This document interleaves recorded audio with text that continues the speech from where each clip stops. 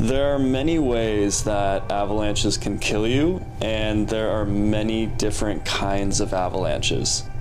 Picture each avalanche as a dragon. They take many different forms, they are found in different areas, but they can be brutal, they can be unforgiving, and you need to treat them with the utmost respect. So we have all of these avalanche dragons sleeping out in the backcountry. But they will only wake up when you enter their lair, meaning you go into the mountains and set foot in avalanche terrain.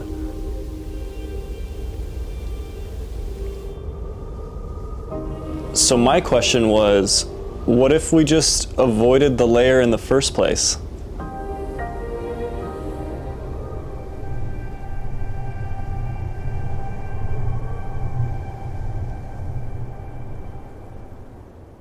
My name is Koa Mack. I'm originally from Southern California. I was fortunate enough to grow up surfing. From an early age, I always enjoyed my time in the water, being in nature, connecting with it, and just having fun on its energy. And it really shaped who I am and my lifestyle. I was also fortunate enough to have people around me who took me snowboarding and skiing as a kid, and I thought, oh, this is perfect. You know, you get to surf the mountains, amazing. And very quickly, I fell in love with the mountains and how special they are. I had a newfound respect for the snow, and I always felt comfortable in the snow and knew I wanted to do more of that when I could. And in 2022, I took a chance and moved to Seattle, Washington. Started working at this little ski shop, Mountain to Sound. It's a great little locally ran shop.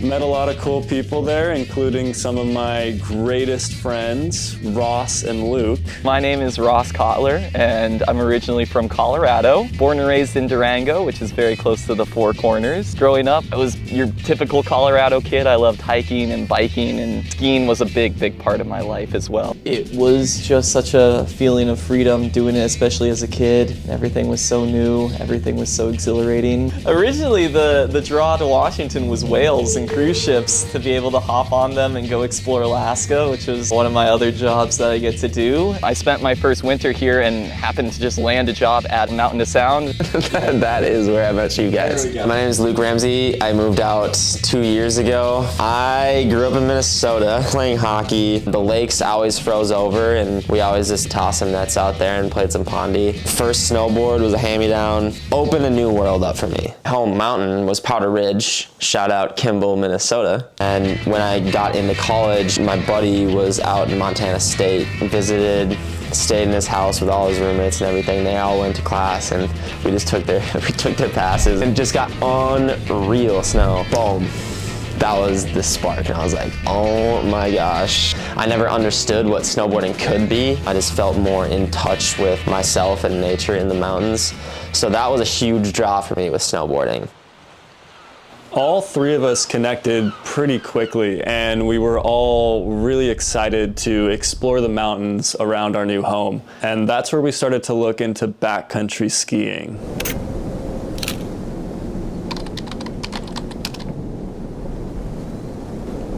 When you think about what backcountry skiing is, this might come to mind. You know, you're going down these crazy steep mountains in Alaska or the Alps, riding these amazing lines with amazing snow. It's adrenaline pumping, maybe there's a helicopter involved.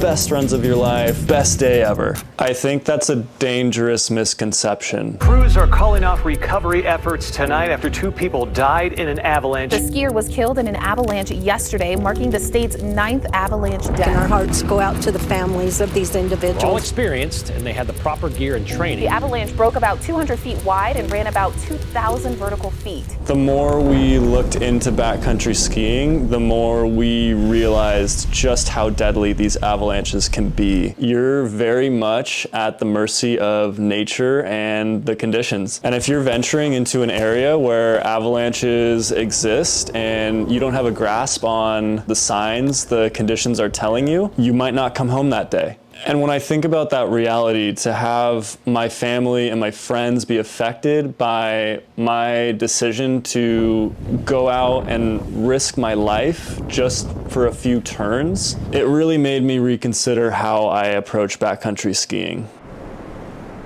So while there are avalanches in the backcountry, they don't exist everywhere. Most avalanches are found on slopes with an angle greater than 30 degrees.